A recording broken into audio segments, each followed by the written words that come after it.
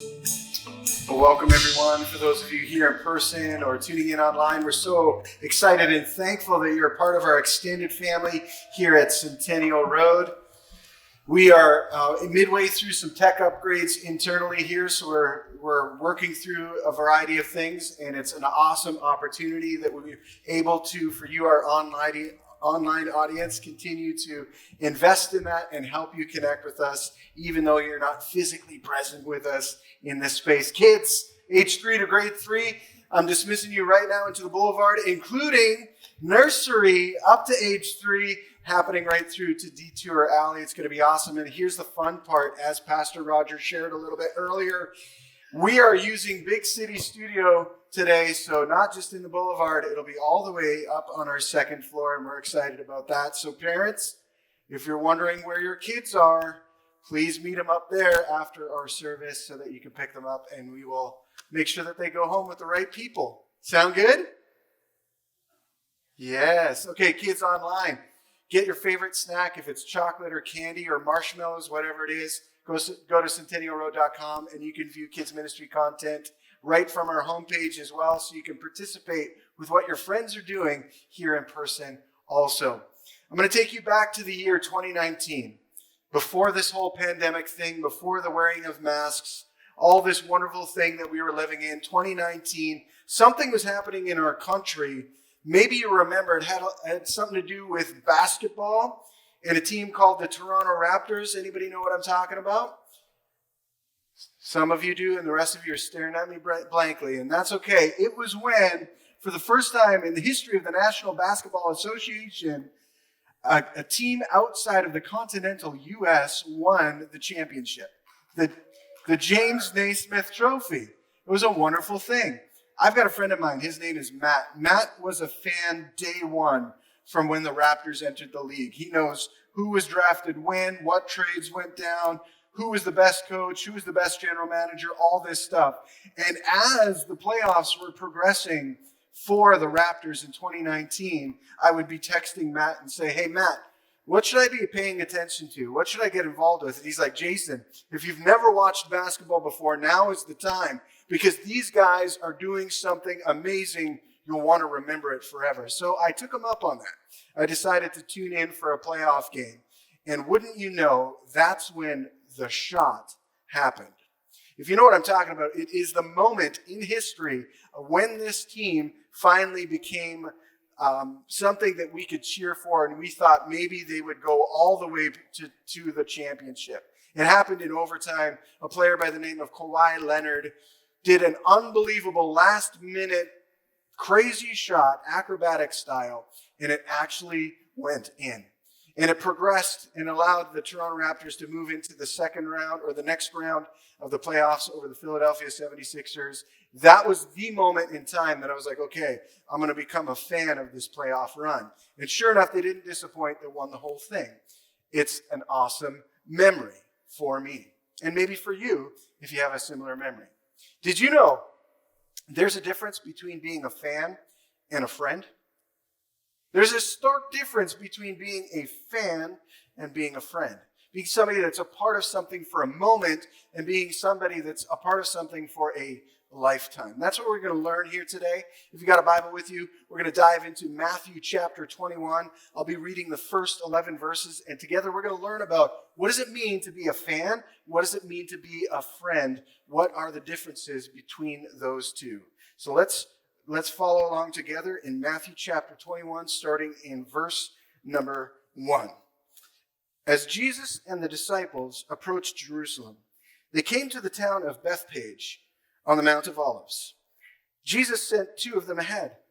Go into the village over there, he said. As soon as you enter it, you will see a donkey tied there, with its colt beside it. Untie them and bring them to me.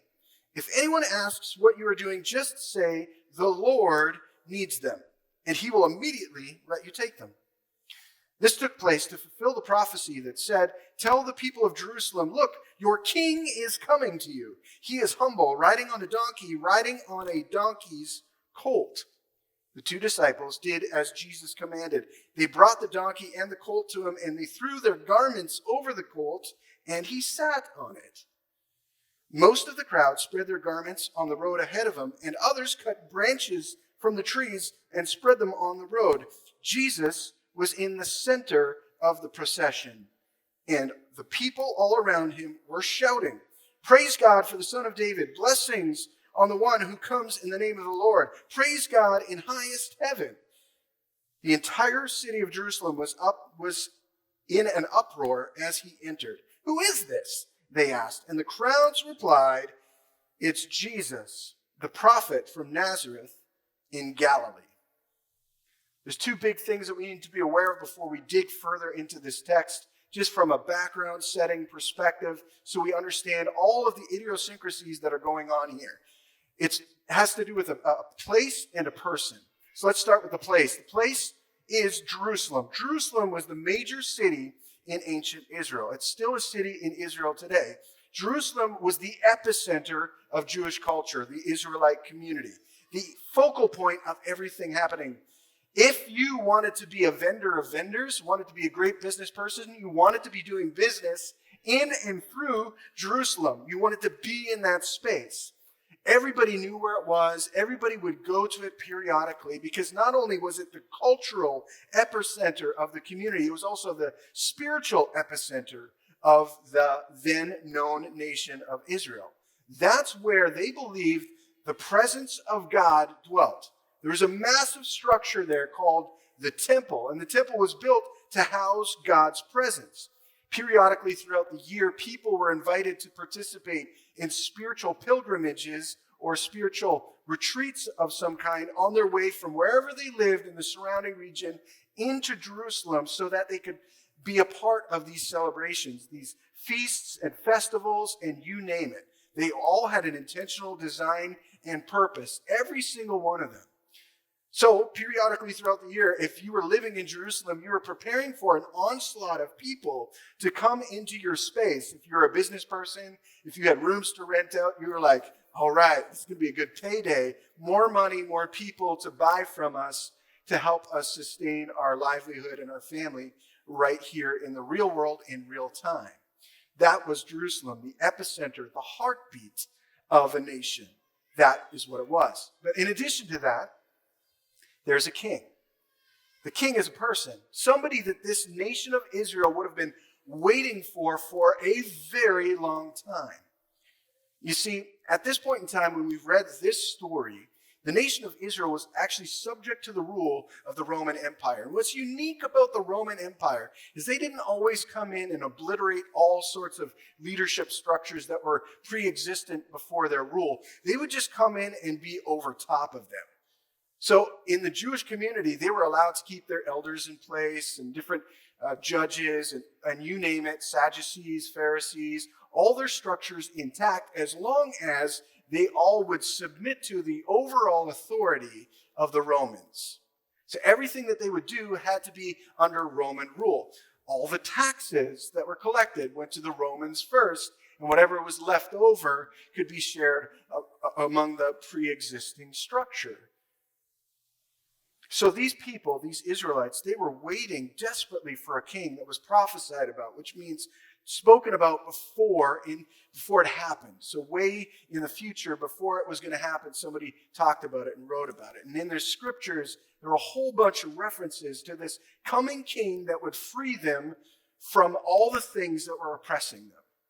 Now, they interpreted that to mean that whatever king was coming would be the ultimate warrior who would overthrow the Roman Empire politically, but also in military might as well. They were expecting, they had a framework for a king that was going to be so much more than what they thought was possible right now in that moment. There was an expectancy there. For over 400 years, they were waiting to be delivered. 400. Jesus shows up on the scene. He sends two of his friends ahead to get a donkey and its colt that are tied up. And they go and they do so. And Jesus says, if anybody gives you any trouble, don't worry. Just let them know that the Lord needs them. Or in other words, the king is coming and they'll let you go. The disciples bring back these two donkeys to Jesus. He gets on them and he starts riding into the city. And that is when the party and the parade starts happening.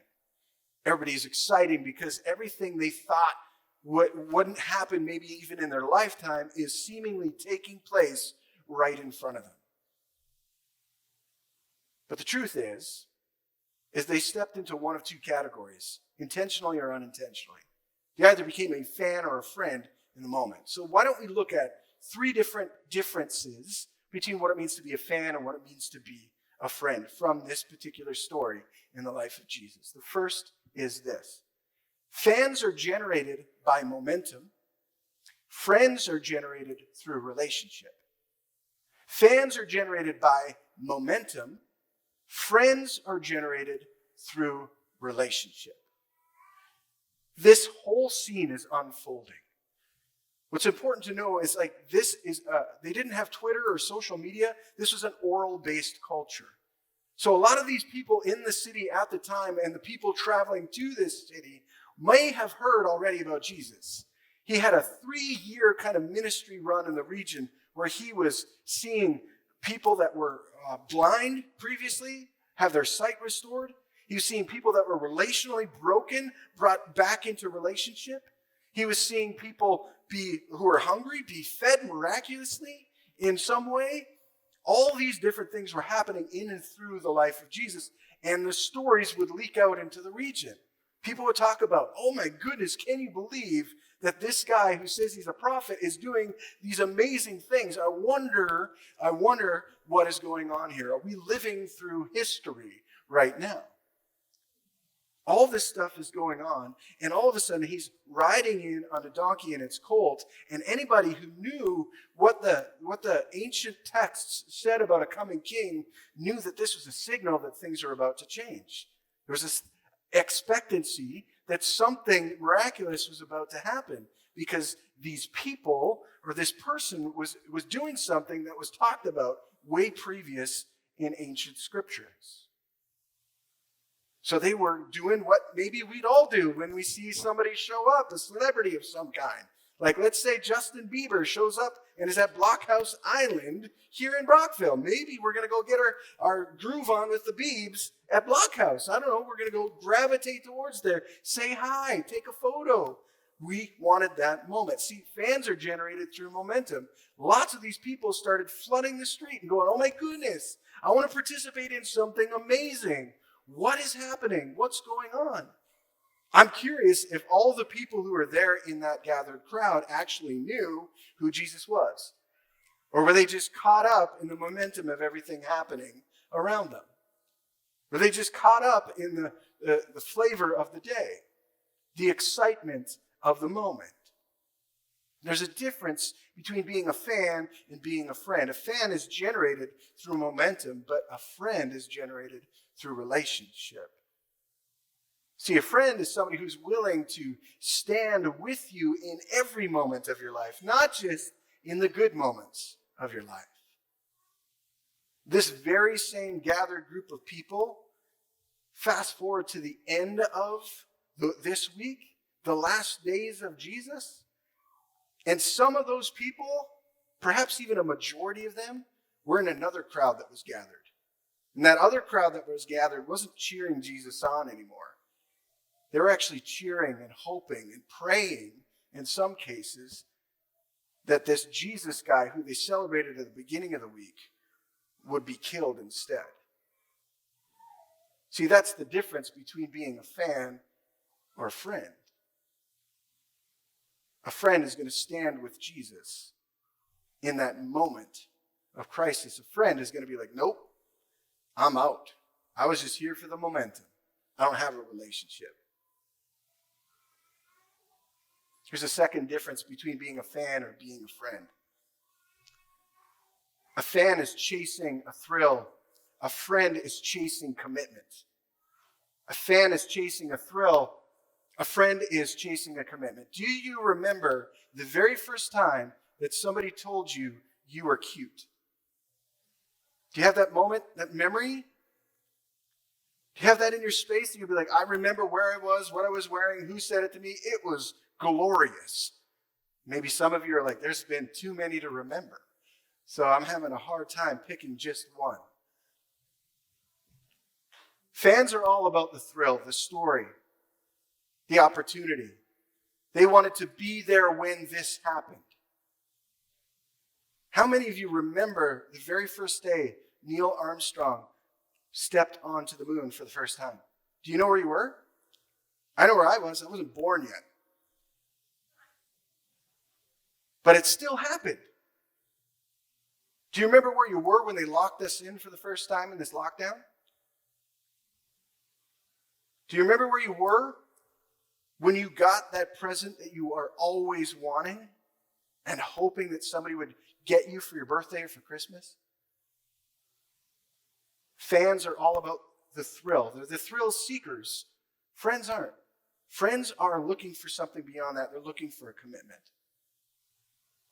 At the end of Jesus' life, he's hanging on a cross, dying an absolutely horrific death. Do you know how many people are left there? 4. And one of them is his mom. Your mom should always be in your corner. Your mom could be your friend, but come on. You got your mom and 3 other people? That's it? How many of us operate too often as thrill-seeking fans in our pursuit of Jesus or in our pursuit of relationships in general instead of looking for commitment? See, commitment goes like, you know what? I'm in it through the thick and the thin. I'm in it when it's really easy to be in and when it's really hard to be in. You want to know if you have fans or friends following you? When your life starts to fall apart, who's going to sit with you right in the ashes? Those are your friends. Those are the people who actually believe in you. Everybody else is just a fan. Everybody else is just in it for themselves in that moment. Because friends are only in it for a thrill, but fans are only in it for the thrill, but friends are in it for commitment, for a lifetime. Third really quick point. Fans are fickle. Friends are forever. Fans are fickle. Friends are forever. It's easy to be a fan of something. It's easy to hop in when your team is doing well and cheer them on. Yay, I'm a fan. It's more challenging when things aren't going the way that you intended. When things are more difficult. When the promises that were promised to you in relationship aren't being fulfilled in the way you thought they would be. When you're having to wait far too long for something good to happen. I had a supervisor one time back in the day who used to sign off all of his emails to me saying, I'm a fan of your future. Well, it just so happens that one time I started to generate some civil unrest, let's call it that. And because of this civil unrest, it began to strain some things relationally. And this very same supervisor who was saying to me, I am a fan of your future, in that moment, his true colors were revealed. He became a frenemy. You know what a frenemy is? It's a fan disguised as a friend. It's a fan disguised as a friend. Somebody you think you can count on, but then when you really need to count on somebody, they aren't there. They're on the other side, picking up a big boulder, hoping to roll it down and squash you. It's a frenemy. Far too often in our own lives, in our pursuit of Jesus, we exhibit, you and I, fan-like tendencies instead of friend-like tendencies. Fan-like tendencies. What do they look like? What do you pray for? When you're praying in your relationship with Jesus, what are you asking for? Are you asking for stuff? Are you asking for things and breakthroughs and all those things? In and of itself, it's not bad, but is that the only thing you're asking for? Is that the only reason why you pray? Is to get stuff from God? To make sure that your cup is full? Your quiver is full? Your bank account is full? Your heart is full? Your hands are full? Or is it because of a deep desire to pursue relationship and connection and commitment. I was thinking about this week. Looking through my whole relational sphere. As a dad, as a father, it's the same thing. As a husband, as a friend, as a leader. And then kind of analyzing all the relational networks and connections that are a part of those roles that I get to play. And the sobering reality is there are far too many times where I am operating in fan mode as opposed to friend mode. I'm wanting to get something out of that connection as opposed to contributing to that connection. I'm wanting to receive. I'm wanting to make sure that my cup is full rather than embracing the opportunity that I get to not only receive but give love in those spaces. It's a sobering reality. Are you a fan or a friend of Jesus? Are you a fan or a friend of Jesus? Am I a fan or a friend of Jesus? At the end of the day, that is the most important question that you and I can answer. Are we fans or friends? And only you can answer it. I can't answer it for you. Somebody else can't answer it for you. Your great-grandma who used to pray for you can't answer it for you. You have to answer it for yourself today. It's your choice to be a fan or a friend. I find it mind-bogglingly interesting that of all this massive crowd gathered together to celebrate, in the moment where Jesus felt the most vulnerable, the most raw, the most in need, only 4 were left with him. Only 4. From a whole big crowd that could have numbered in the thousands to his last moments, and there were 4. See, sometimes we think that that's going to be our reality. We're going to face our most challenging, difficult moment in time, and we're going to be all alone. But we forget that Jesus does not operate like we operate. Jesus is not a fan of anyone. He's willing to be a friend of everyone. He's willing to be a friend of everyone. And all we have to do is say, I want to be your friend. He's like, I'm already there. I'd love to be your friend. So where do we go with this? Well, I want to encourage you in a couple of ways. Here's some potential options.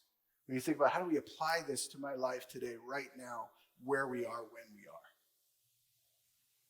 I want you to answer that question for you. Are you a fan or a friend of Jesus? Are you a fan or a friend? Look at your relational history with him. What does it tell you? Have you been in it for you, or have you been in it for the both of you? Then what I want you to do is I want you to consider looking at your whole relational sphere around you. In your house, your workplace, your school, wherever you might go, your church. And I want you to think through all of the relational connections that you have, which are gifts that you've been given. Are they more fan-like connections, or are they more friend-like connections? If they're fan-like, you've got a cool opportunity to shift the trajectory of those relationships by asking for forgiveness at times, by thinking differently about those relational opportunities that you have, by pursuing more depth in those connections and those relationships. You have an opportunity to shape a whole bunch of different things. But that's up to you and what you want to do and what you want to be known for. A fan or a friend. And in a few moments when we go to a time of prayer, I'm going to give you an opportunity to respond however God may be speaking to you in those few ways. There'll be a chance right in the middle of our prayer for you to pray. If you do not yet know Jesus, to have the opportunity to receive Jesus for the very first time, to become a friend of his, to start that relationship. Maybe you're going to be in a space where you're like, oh man, I've been a friend of Jesus, but I've kind of wavered over the last little bit. You're going to have an opportunity to do some course correction. Or maybe as you've been listening, God's been impressing on you, here's some relationships in your network that I've given you, in your community around you, that need to be restored in some way, you're going to have an opportunity to pray for those and ask God to help you become more friend-like and less fan-like in those spaces and in those moments. So why don't we pray together? Father, I'm so thankful for the opportunity that we have to be focused on what is true. We believe that the truth comes from your story, your word, the truth that is undeniably real. Because when we put it into practice, it not only works, but it multiplies, it grows. It becomes something that we can't control in a beautiful and wonderful thing. God, I confess that there are times in my own life where I have been way too much like a fan and less of a friend. In those moments and in those spaces, I am sorry. Father, I'm fully aware that there may be people tuning in online or here in person who do not yet know you. And so if they are curious about discovering more about you and just feel this longing to connect with you for the very first time, I pray that you give them the courage to not only pray these few simple words, but if they're willing to stand right at where they are in this space or wherever they're listening to this and make that physical declaration that they're gonna invest in you and let you invest in them. And as they do so, would they have the courage to pray these simple words? Jesus, today I choose to be your friend. Help me to know what it means to love and live like you. Give me what I need to be the kind of friend that you can use to bless the people around me.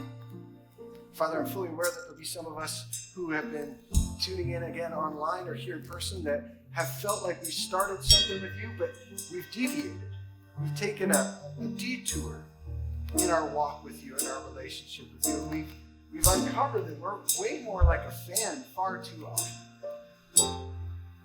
And so in these next few moments, Lord, if you are speaking this to them, would you give them the courage that they need to not only stand, but to pray these simple words. Jesus, there are times when I abandon you, and I'm sorry. There are times when I think more about me than I think about you, and I'm sorry. God, I need to return to right relationship and intimacy with you. Help me be known for my commitment to following you wherever you lead. And Lord, sometimes we're going to be thinking through, okay, I feel like I'm a friend of Jesus. I feel like we're in a good space, but I'm struggling relationally with some other people. Maybe it's a relative. Maybe it's a neighbor. Maybe it's a coworker. Maybe it's a classmate. Somebody that we see day in and day out and we just don't love or don't like. God, would you give us what we need in those spaces to be the friend that you've called us to be? Father, I pray for that group of people that they too would find the courage not only to stand, but to pray these few simple words. Jesus, help me to see people the way that you do. Help me to know what it means to be a friend and less of a fan. So that these people that you love would know that they are loved by the way that I love. Father, I pray that you would bless us and protect us. Make your face shine upon us, be gracious to us. Would you turn your face towards us and grant us peace? And help us to walk in step with you. We pray this in your name. Amen.